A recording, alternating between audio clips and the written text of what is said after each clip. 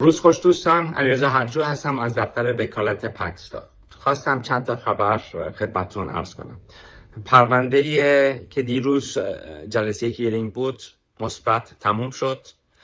امروز هم یک خبر قبولی دیگه گرفتیم برای خانومی هستش که ایشون ما پروندهشون نوامبر اول 2024 ثابت کردیم، سپتامبر 27 2025 لیست کامپلکسشون انجام دادیم و امروز هم قبولی اومد.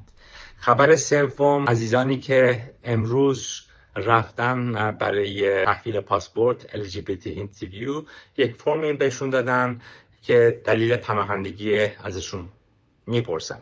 حالا دلیلا معمولا چیا هست؟ کانونسیون، ریلیجن که میشه دین، political opinion یا میشه عقیده سیاسی، particular social group که میشه برفرض جنسیت یا جندر، ریس که اگر برفرض کسی کرد باشه یا اقلیت باشه، یا نشنالیتی.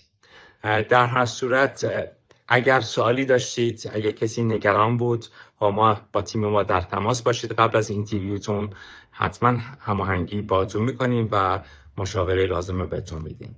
ممنون از همه. روز خوبی داشته باشید.